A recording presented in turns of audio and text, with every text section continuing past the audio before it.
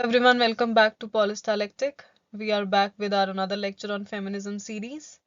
आज हम स्टार्ट करने वाले हैं लिबरल फेमिनिज्म के साथ.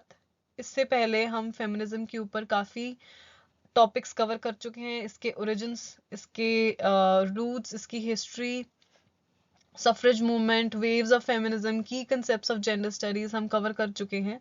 अब हम आगे बढ़ रहे हैं हमारे स्ट्रीम्स ऑफ फेमिनिज्म के साथ, जिसका कि सबसे पहला स्ट्रीम हमारा लिबरल फेमिनिज्म आता है.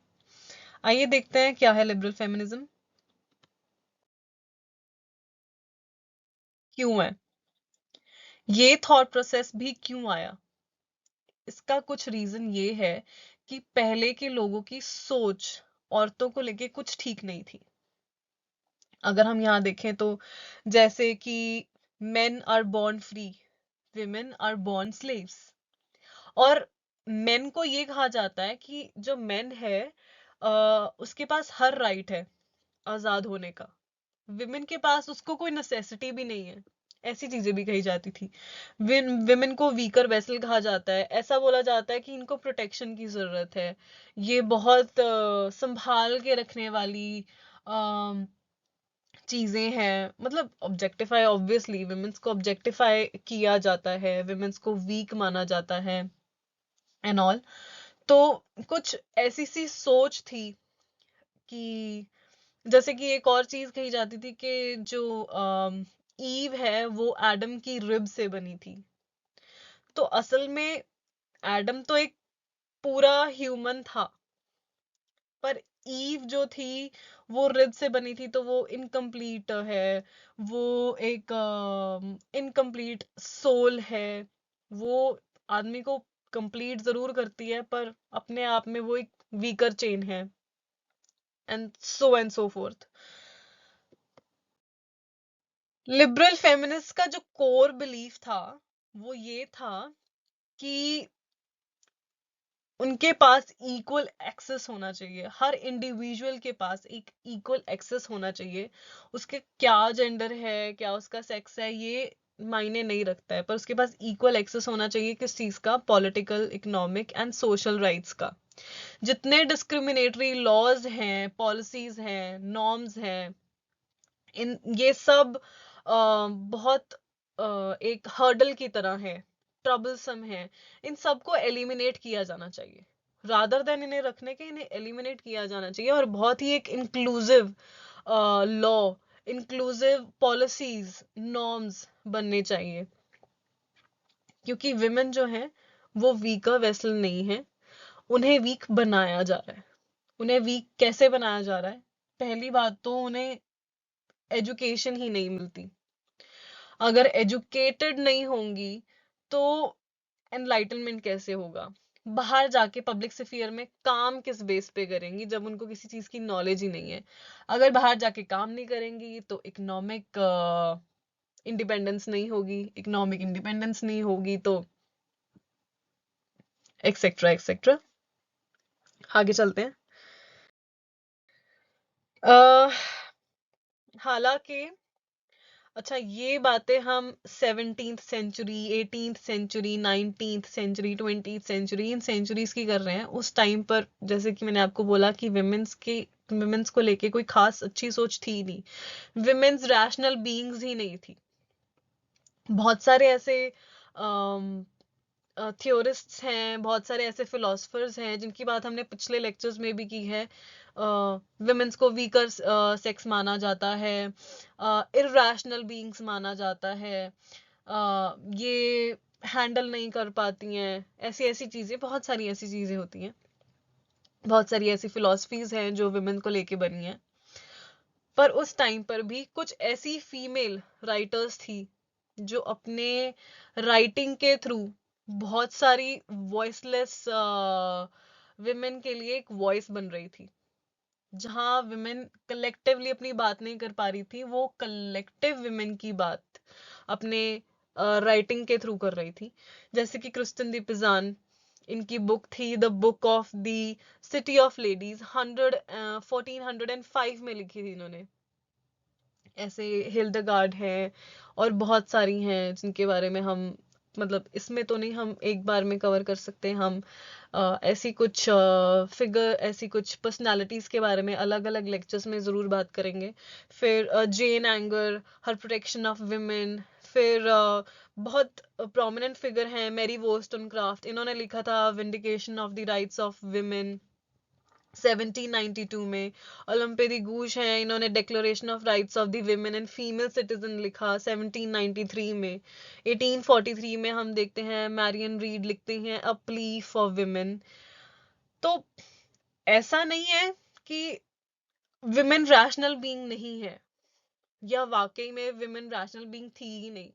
जस्ट ये था कि उन जिनके पास एक्सेस नहीं है वो कुछ कर नहीं पा रही थी। अगर उनके पास एक्सेस होता एजुकेशन को लेके, इकोनॉमिक अपॉर्चुनिटी को लेके, तो वो भी बहुत कुछ कर सकती थी। इट्स जस्ट दैट कि उन्हें पीछे रखा गया हर चीज में, उनको बहुत केज्ड करके रखा गया।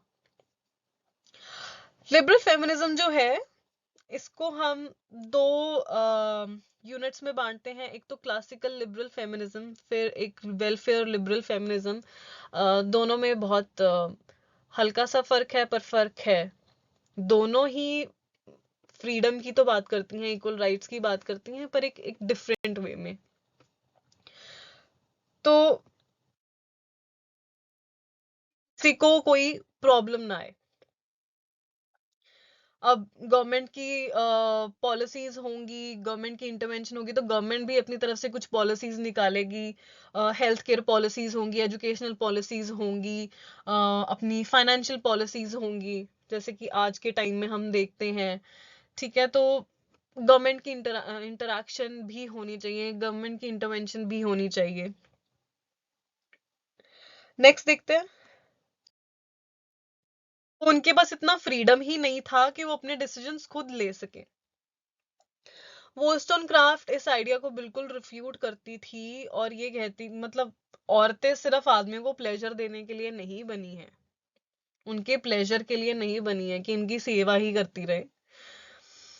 उनका ये कहना था कि अगर आदमियों को भी सेम ही तरीके के साथ, मतलब वही जो मैंने आपको बोला कि अगर उन्हें भी उन राइट्स से डिप्राइव कर दिया जाए, अगर उन्हें भी एजुकेशन वैसी ना, मतलब वैसी क्या, उन्हें भी एजुकेशनल राइट्स ना दिए जाए, उन्हें भी वो अपॉर्चुनिटीज, इकोनॉमिक अपॉर्चुनिटीज ना दिए जाए, पॉलिटिकल राइट्स उन्हें ना मिले, तो वो भी कहीं ना कहीं अनफिट होंगे काम करने के लिए।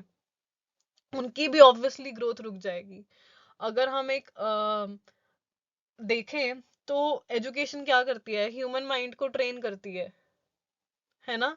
अगर आपका ह्यूमन माइंड ट्रेन्ड है, तो आप बाहर जाके काम कर सकते हो, बाहर जाके काम करोगे, आप कमाओगे। तो अगर मेन को भी वही सेम तरीके से ट्रीट किया जाए जिस तरीके से औरतों को ट्रीट किया जाता है, मेरी वोस्टनक्राफ्ट का कहना था उस टाइम पे, तो मेन के कैरेक्टर में भी डिफेक्ट होगा, वो भी अनफिट होंगे, वो भी काम नहीं कर पाएंगे। ये उन्होंने क्यों कहा था, क्योंकि उन्होंने रूसो को कोट करती हैं और कहती हैं कि रूसो का कहना ये है कि जो मेन, रूसो के अकॉर्डिंग क्या है कि जो मेन हैं, जो बहुत इंटेलेक्चुअल बीइंग्स हैं, रैशनल बीइंग्स हैं, उनके लिए ना इमोशनल लाइफ पार्टनर्स, इमोशनल जो विमेन है वो सबसे बेस्ट है life as a life partner. Vice versa, अगर इमोशनल विमेन है तो उनको ना बहुत समझदार सियाने बंदे की जरूरत है। मतलब कहने का मतलब ये था कि रूसो तो ये कह रहे हैं कि औरतें तो है ही बेवकूफ है, और जो आदमी है, अगर आदमी सियाना है तो उसको चंट औरत नहीं चाहिए, उसके लिए चंट औरत जो है वो सही मैच नहीं है। उसके लिए भोली भाली सीधी सादी, मतलब इमोशनल बीइंग होनी चाहिए वो।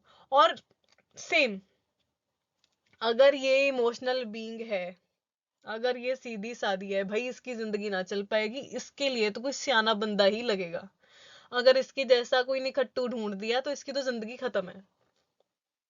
सो यू सी, एक बहुत ही नेगेटिव सी अप्रोच थी वुमेन्स को लेके। उनका कहना ये था कि जितने भी ये एसेंशियल एजुकेशनल गोल्स हैं वो सिर्फ लड़कों के लिए है, वो लड़कियों के लिए है ही नहीं है। अब वो एक्टिविटीज को भी ऐसे ही बांटते थे कि जो मेन हैं उनको किस टाइप की एजुकेशन मिलनी चाहिए, जो विमेन हैं उनको किस टाइप की एजुकेशन मिलनी चाहिए, कि अगर मेन है तो उनको जैसे मिलिट्री और ये सब, और जो फीमेल्स हैं उनको बड़ी नर्चरिंग सी एक्टिविटीज दी जानी चाहिए, वो बड़ी फ्लेक्सिबल होनी चाहिए, ह्यूमर में बहुत तेज होनी चाहिए। मतलब एक सेट स्टीरियोटाइप, एक सेट कैरेक्टरिस्टिक दे दिया था कि आप ये जेंडर हो तो आपका काम ये है। मैरी वोस्टनक्राफ्ट ने उल्टे हाथ में ये बोला कि जो रूसो ने ये प्रॉब्लम खड़ी की है उसका हल ये है कि आपको विमेन को भी सही वही टाइप की एजुकेशन देनी चाहिए जिस टाइप की एजुकेशन मेल्स को दी जाती है, ताकि इंटेलेक्चुअली और मॉरली वो भी डेवलप करें।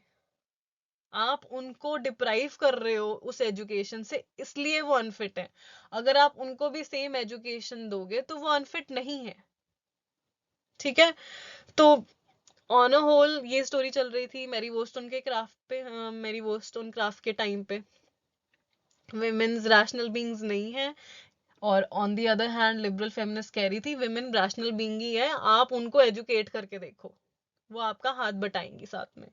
इक्वल पॉलिटिकल अपॉर्चुनिटीज भी नहीं दो, इक्वल एजुकेशनल अपॉर्चुनिटीज आप इनको दो, राइट टू वोट आप इनको दो, है ना। चलिए आगे चलते हैं। तो इक्वल इक्वल लिबर्टी के जो प्रोपोनेंट्स जो हम मेनली जिन्हें हम मतलब फिगर आउट करते हैं वो है John Stuart Mill, Harriet Taylor Mill. वैसे जॉन स्टुअर्ट मिल की ज्यादा बात होती है, हैरियट टेलर मिल की इतनी बात नहीं की जाती है। जॉन स्टुअर्ट मिल और Harriet Taylor Mill they were husband and wife. Okay, इन्होंने काफी राइटिंग्स को ऑथर किया है। उनमें से कुछ जो बहुत इनकी इंपॉर्टेंट राइटिंग्स हैं वो है early essays on marriage and divorce, को ऑथर किया था इन्होंने 1832 में। देन इन्होंने इनफ्रेंचाइजमेंट ऑफ विमेन लिखा, हैरियट टेलर मिल ने लिखा था ये 1851 में। Then the subjection of women John Stuart Mill ने लिखा था 1869 में। वैसे जब आप द सब्जेक्शन ऑफ विमेन के बारे में पढ़ने जाएंगे तो कई जगहों पे ये मेंशन किया हुआ है कि ये जॉन स्टुअर्ट मिल और हैरियट टेलर मिल ने को ऑथर किया था, और कुछ जगह पे ये कहा जाता है कि को ऑथर ने किया था। एक्चुअली में जॉन स्टुअर्ट मिल ने सब्जेक्शन ऑफ विमेन जो लिखी थी वो हैरियट टेलर मिल से इंस्पायर होके, उसके थॉट्स से इंस्पायर होके लिखी थी। वो कौन से थॉट्स हैं? वो थॉट्स हैं एनफ्रेंचाइजमेंट ऑफ विमेन। तो काफी चीजें एनफ्रेंचाइजमेंट ऑफ विमेन और सब्जेक्शन ऑफ विमेन की आपस में मिलती हैं, इसलिए एक कंफ्यूजन सी है हर प्लेटफॉर्म पे कि को ऑथर्ड थी, तो आपको बहुत मिक्स्ड से रिव्यूज मिलेंगे इस चीज को लेके। हालांकि जब भी आपको कभी क्वेश्चन आए कि सब्जेक्शन ऑफ विमेन किसने लिखी थी, तो वहां पे जॉन स्टुअर्ट मिल का ऑप्शन होगा, तो आप जॉन स्टुअर्ट मिल लिखेंगे। हैरियट टेलर मिल का मोस्टली मोस्टली क्या कभी मैंने देखा नहीं है कि कभी हैरियट टेलर मिल भी आया हो, वैसे जॉन स्टुअर्ट मिल ही आता है। तो इन चीज़ों का आप खास ख्याल रखेंगे, इनकी राइटिंग्स का आप खास ख्याल रखेंगे, कौन से ईयर में लिखी थी इस चीज़ का आप खास ख्याल रखेंगे। ये मैं आपको पिछले लेक्चर्स में भी बताती रही हूँ। आगे चलते हैं।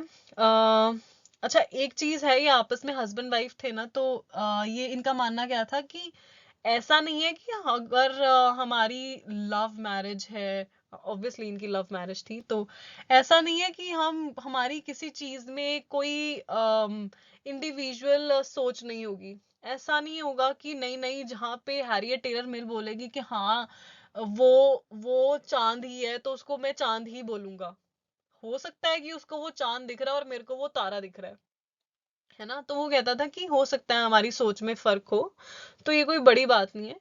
इस चीज पे अगर जब हम आते हैं तो सबसे पहली एक चीज अगर हम उठाते हैं तो इनके early essays on marriage and divorce से हम एक जस्ट उठा रहे हैं, जहाँ पे इस चीज को रिफ्लेक्ट किया जाता है कि हैरियट टेलर मिल का मानना ये था कि अगर मदर और फादर के बीच में कभी डिवोर्स होता है तो बच्चे को संभालने की जिम्मेदारी जब तक वो अडल्ट नहीं हो जाता वो मदर की है। तो मदर को पहले ही बच्चे कम करने चाहिए, मतलब आप एक ही बच्चे तक रिस्ट्रिक्टेड रहें या दो ही बच्चे, जितने बच्चे आप हैंडल कर सके आफ्टर डिवोर्स। आप रैशनली सोचिए, आप कम बच्चे रखिए। जबकि जो जॉन स्टुअर्ट मिल था, जॉन स्टुअर्ट मिल ये कहता था कि अगर डिवोर्स होता है तो बच्चे जो है वो मदर और फादर दोनों की रिस्पॉन्सिबिलिटी है, दोनों का इन्फ्लुएंस होना चाहिए ऑफस्प्रिंग के ऊपर, एक की रिस्पॉन्सिबिलिटी नहीं है। तो यहाँ पे हम एक थोड़ा सा डिफरेंस देखते हैं इनकी सोच में। हैरियट टेलर मिल का ज्यादा मानना ये था कि विमेन के पास ना कोई ऑल्टरनेटिव नहीं था, कोई ऑप्शन नहीं दी गई थी उनको कि बेटा आपको एमबीए करनी है या फिर आपको शादी करनी है। उनके पास एक ही ऑप्शन थी, शादी करो, बच्चे करो, माँ बन जाओ, दैट्स इट। तो उनके पास ज्यादा वो ऑप्शंस नहीं थी, डिसीजन लेने की पावर ही नहीं थी उनके पास। उनके लिए डिसीजंस उनके जो हेड्स थे फैमिली के, मेल हेड्स थे, वो लेते थे, या सोसाइटी ने जो बनाया हुआ था वो होता था। वो कहती थी कि जो औरतें हैं उनको अलाउ किया जाना चाहिए कि वो पब्लिक स्फीयर में जाके काम कर सकें। काम करेंगी तो कुछ कमा कर ही लेकर आएंगी, और कमा कर अगर लेकर आएंगी तो सिर्फ बच्चों के लिए नहीं लेकर आएंगी, वो अपने हस्बैंड्स को भी हेल्प कर रही हैं, चाहे इंटेलेक्चुअली कह लीजिए चाहे फाइनेंशियली कह लीजिए, वो अपने हस्बैंड्स को भी हेल्प कर रही हैं। तो औरतों को आजादी दीजिए कि वो बाहर जाके काम कर सके, अपने लिए कुछ कमा सके, थोड़ी इकोनॉमिक इंडिपेंडेंस हो उनके पास, फाइनेंशियली इंडिपेंडेंट हो, उनकी इंटेलेक्चुअल ग्रोथ हो। बाहर जाएंगी, काम करेंगी, चार लोगों से मिलेंगी तो इंटेलेक्चुअली ग्रो ही करेंगी ना। अगर आप एक मतलब आई डोंट रिमेम्बर कि वो क्या मुहावरा था, कुएं का मेंढक, हाँ शायद ऐसे ही कुछ था, है ना। कुएं का मेंढक अगर कुएं में ही रह जाएगा तो वो बस कुएं में ही रह जाएगा। तो मैं कुछ गलत बोल रही हूँ मुझे लग रहा है, बट हाँ आप समझ गए होगे, सॉरी। तो आगे चलते हैं, जॉन स्टुअर्ट मिल पे आते हैं। जॉन स्टुअर्ट मिल का कहना ये था कि जो एवरेज विमेन है, अगर वो कुछ काम नहीं कर पा रही हैं जो एवरेज मैन कर लेता है, तो उसका मतलब ये नहीं है कि अगर 30% औरतें मैथ्स सॉल्व नहीं कर पा रही हैं तो आप 100% औरतों को बोल दीजिए कि भाई तुम मैथ्स सब्जेक्ट रखोगे ही नहीं, तुमने मैथ्स करना ही नहीं है। हो सकता है कि वो 30% से ना हुआ हो, बाकी के 70% मैथ्स में अच्छे हो सकता है। आप कोई टैबू ना बनाइए कि जैसे एक टैबू बना हुआ है कि लड़कियां जो हैं वो मैथ्स और साइंस में ठीक ठीक ही होती हैं, लड़के बहुत तेज होते हैं मैथ्स और साइंस में, या फिर लड़के बहुत अच्छी ड्राइविंग करते हैं, लड़कियां जो हैं वो हमेशा रेस पे पैर रख देती हैं। तो ऐसा नहीं है, काफी लड़कियां हैं जो रेस पे पैर नहीं भी रखती हैं, जो अच्छा चला लेती हैं, काफी लड़कियां हैं ऐसी। तो मतलब एक एग्जाम्पल है ये कि आप ऐसा मत बोलिए कि अगर 50 लड़कियां हैं और उसमें से 10 लड़कियां एक काम नहीं कर पा रही हैं तो बाकी की 50 भी नहीं कर पाएंगी, हो सकता है वो कर पाए। तो सोसाइटी के, इवन जॉन स्टुअर्ट मिल ये कहते हैं कि सोसाइटी के जो डबल स्टैंडर्ड्स है ना, वो विमेन को बहुत ज्यादा हर्ट करते हैं। काफी डबल स्टैंडर्ड्स है, आज के टाइम में भी हैं, आज के टाइम में भी बहुत ऐसी चीजें होती हैं कि डबल स्टैंडर्ड्स भी। आपको मैं बताती हूँ कैसे, कि मान लीजिए आपने लड़की को पढ़ा दिया, लड़की ने डेंटल कर लिया है, या लड़की ने कोई भी हाईएस्ट डिग्री लगा लो, कोई भी बहुत अच्छी एमबीबीएस कर लिया है, पर जब उसने कहा कि अब मुझे मेरा क्लिनिक खोलना है, या अब मुझे किसी हॉस्पिटल में काम करना है, या मुझे अब अपने अपनी जो मैंने पढ़ाई की है उसको प्रोफेशन में कन्वर्ट करना है, तो आप बोल देते हो नहीं नहीं हमारे घर की औरतें नहीं कमाती हैं। तो भाई पढ़ाया किस लिए था? डबल स्टैंडर्ड्स, डिप्लोमेटिक, हिपोक्रेसी, बहुत सारे वर्ड्स हैं इसके लिए। तो इस तरीके से जो सोसाइटी के एथिकल डबल स्टैंडर्ड्स हैं वो विमेन को कहीं ना कहीं तंग करते ही हैं। और उन्होंने एक और चीज कही कि विमेन जो है उनको भी डेडिकेटिंगली, कंपैशनेटली, जो उनको फ्रीडम मिल रही है, जो उनको इक्वल अपॉर्चुनिटी मिल रही है, इक्वल राइट्स मिल रहे हैं, उनको उन्हें यूटिलाइज भी करना चाहिए, अप्रिशिएट करना चाहिए, और उन चीजों को इस तरीके से यूज करना चाहिए कि ताकि हम सोसाइटी के वेलफेयर की बात करें, क्योंकि अगर सोसाइटी का 50% हिस्सा काम कर रहा है और 50% हिस्सा काम नहीं कर रहा है, तो कोई वेलफेयर नहीं हो रहा है। 100% हिस्सा काम करेगा, तब जाके वेलफेयर होगा, तब जाके सबका भला होगा। और उन्होंने ये क्यों कहा था? उन्होंने ये इसलिए कहा था कि जॉन स्टुअर्ट मिल ने ये कहा कि अगर विमेंस को अपॉर्चुनिटी नहीं, विमेंस को अगर ऑप्शन दी जाए कि आपको बाहर जाके सीईओ बनना है या फिर आपको घर पे बैठ के अपने बच्चों को पालना है, तो आप क्या करना ज्यादा अच्छा समझेंगी? कि आप घर का काम करना अच्छा समझेंगी, मतलब आप घर का काम करना आपके लिए ज्यादा जरूरी है, या फिर बाहर जाके कमाई करना? तो उन्होंने कहा कि बहुत सारी विमेन ऐसी हैं, मोस्टली विमेन ऐसी हैं जो घर का काम ही करेंगी, वो बाहर के काम करना ही नहीं चाहती हैं। वो खुद भी, क्योंकि उनके माइंड में इनग्रेन हो गई है ये चीज कि यार ये औरतों का काम है ही नहीं है, औरतें ये काम करती ही नहीं है। तो ये कुछ ऐसी ऐसी चीजें हैं जो जॉन स्टुअर्ट मिल और हैरियट टेलर मिल ने कही है। अम, ऐसी जो फिगर्स हैं, स्पेशली हैरियट टेलर मिल जैसी फिगर्स, जिनके बारे में कम बात की जाती है, और भी ऐसी कई फिगर्स हैं जिनके बारे में कम बात की जाती है, हम उनको इंडिविजुअल लेक्चर्स में कवर करेंगे। अभी फिलहाल नहीं, क्योंकि अभी लेक्चर बहुत बढ़ जाएगा अगर उनके बारे में बात करने लग जाए। आगे चलते हैं। तो इस कन्वेंशन में the declaration of sentiments and resolution एक था जो एलिजाबेथ केरी स्टेनटन ने रिप्रेजेंट किया था। इसमें क्या था कि 16 इनजस्टिसेस की बात की गई थी, और उन इनजस्टिसेस के लिए 12 रेजोल्यूशंस दिए गए थे कि अगर कभी इन चीजों को रिजॉल्व करना हो तो उसके लिए हमें क्या करना चाहिए। हालांकि जो 12वां रेजोल्यूशन था वो बहुत मुश्किल से इन्होंने अप्रूव किया था, पर काफी जद्दोजहद के बाद वो 12वां रेजोल्यूशन भी मतलब जो कन्वेंशन वाले थे उन्होंने ही नहीं साइन किया था। तो 12वां जो रेजोल्यूशन था वो बहुत जद्दोजहद के बाद, बहुत कन्विंस करने के बाद, जो सेनेका फॉल्स कन्वेंशन पे डेलीगेट्स आई थी उन्होंने फिर साइन किया। इसमें 300 अटेंडीज थे टोटल, जिसमें से 40 मेन थे। और ये बताने का मकसद ये इसलिए है कि वर्ल्ड एंटी स्लेवरी में भी कुछ अटेंडीज थी, वहां पे उन्हें बोलने नहीं दिया गया था, फीमेल अटेंडीज जो हैं उन्हें बोलने नहीं दिया गया था। यहाँ पर मेल अटेंडीज भी थे, यहाँ पे मेल भी थे जिन्होंने पार्टिसिपेट किया था, और उनमें से जो है फ्रेडरिक डगलस जो हैं, इन्होंने बहुत पैशनेटली बात की थी विमेन सफरेज के बारे में, बहुत फेवर किया था उस चीज का। तो एक मिसाल है कि जो विमेन है वो इंक्लूसिव अप्रोच रख रही हैं शुरू से ही, वो कभी भी किसी को पीछे नहीं रख रही हैं, वो किसी के सिर पे चढ़ के बोलने की बात नहीं कर रही है। वो ये कह रही है कि अगर हम इक्वल राइट्स की बात करें तो हम इक्वल राइट्स की ही बात करेंगे, एक इक्वल प्लेटफॉर्म पे रह के बात करते हैं, कंधे से कंधा मिलाने की बात करते हैं, हम ये नहीं कहते हैं कि सिर पे चढ़ने की बात कर रहे हैं, नहीं। आगे चलते हैं।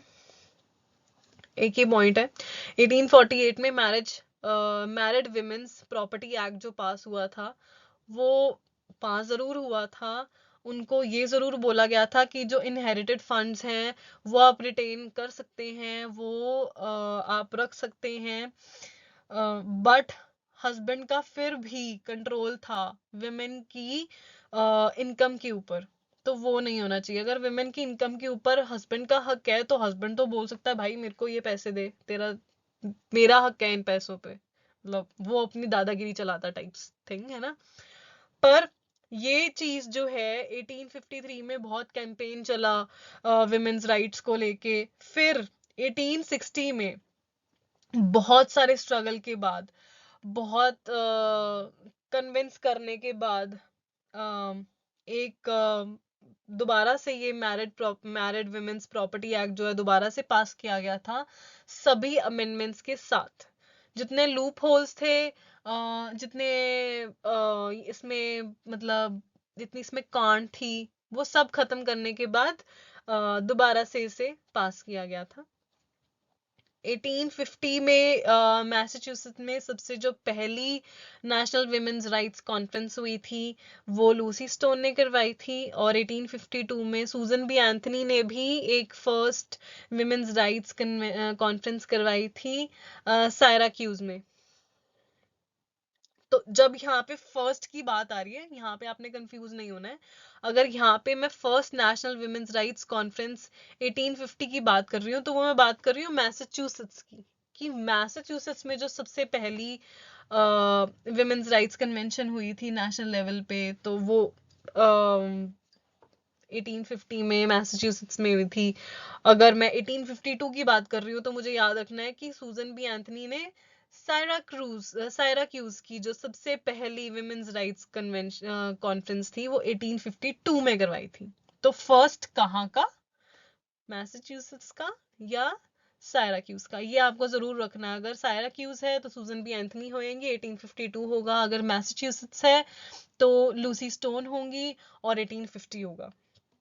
आगे चलते हैं। अच्छा, 1865 में सूजन और एलिजाबेथ ये सोच रही थी कि जो गवर्नमेंट है, इब्राहिम लिंकन उस टाइम पे स्लेवरी को खत्म करने की बात कर रहे थे, तो उन्हें ये था कि शायद विमेन की भी बात की जाएगी, पर ऐसा हुआ कुछ नहीं।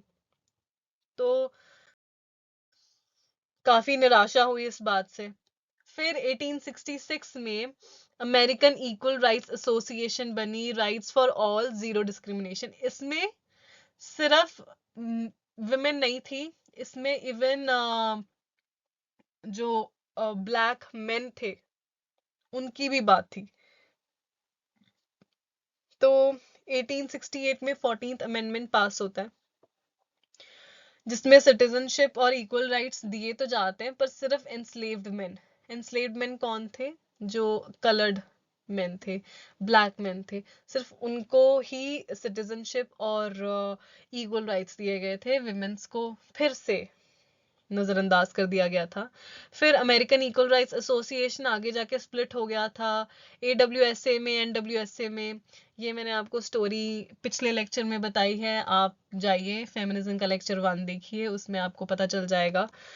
आपको ये जो एब्रीविएशंस हैं आपको ये ज़रूर याद रखने हैं, ये जो एसोसिएशंस हैं आपको बिल्कुल याद रखने हैं कि इनका पूरा पूरा नाम क्या है। ICW international council of women, इसके बारे में हम डिटेल में भी बात करेंगे। इसकी फर्स्ट मीटिंग जो है वॉशिंगटन DC में हुई थी 1888 में। आगे चलते हैं। सफरेज मूवमेंट में कंसर्न्स मेन क्या उठाए गए थे? Education, marriage, employment, plight of single white middle class women. इन्होंने कहा था कि लीगल पोजीशन जो है विमेन की वो सुधरनी चाहिए, राइट टू वोट मिलना चाहिए उन्हें।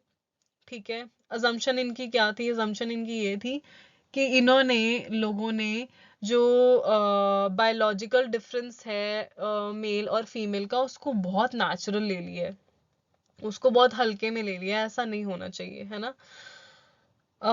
चलिए, बहुत एक स्ट्रगल चला। फिर कुछ कंट्रीज थी जिन्होंने राइट टू वोट देना स्टार्ट कर दिया। सबसे पहली जो थी वो न्यूजीलैंड थी। 1893 में इन्होंने किया ग्रांट राइट टू वोट का। फिर ऑस्ट्रेलिया ने पार्शली 1902 में राइट टू वोट दिया। 1962 में एबोरिजिनल विमेन को भी मिला। फिर 1962 में ये हो गया कि सभी विमेन्स के पास राइट टू वोट था। उससे पहले 1902 में इन्होंने दिया था, पर सभी को नहीं दिया था, कुछ सिलेक्टिव वुमेन थी उनको दिया था। देन अमेरिका ने 1920 में राइट टू वोट का दिया, उनको ग्रांट किया फेडरल लेवल पे। आगे चलते हैं। यहाँ पे हमारा सफरेज खत्म हुआ, अब हम बात करेंगे इक्वल राइट्स की। 20th सेंचुरी में जो हम पहले इक्वल लिबर्टी की बात कर रहे थे, अब हम इक्वल राइट्स की बात कर रहे हैं 20th सेंचुरी में आके। तो 20th सेंचुरी में हम देखते हैं कि काफ़ी ऐसी, मतलब 20th सेंचुरी एक ऐसा टाइम था जब एक ट्रांजिशन हो रहा था। लिबर्टी जो थी, सॉरी, लिबरलिज्म जो था वो ट्रांजिट होके रेडिकल की तरफ जा रहा था। तो एक बीच का एक पीरियड आता है जहां अभी लिबरल फेमिनिस्ट सभी बात कर रही हैं। तो उनमें से सबसे प्रोमिनेंट जो थी वो बेटी फ्रीडन थी।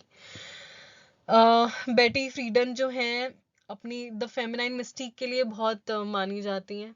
उनकी सबसे इम्पोर्टेंट राइटिंग मानी जाती है ये। उन्होंने 1963 में लिखी थी द फेमिनाइन मिस्टीक।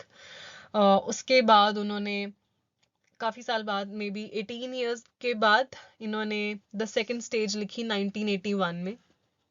बेटी फ्रीडन एक फाउंडिंग मेंबर थी और प्रेसिडेंट थी नाउ की। नाउ क्या है?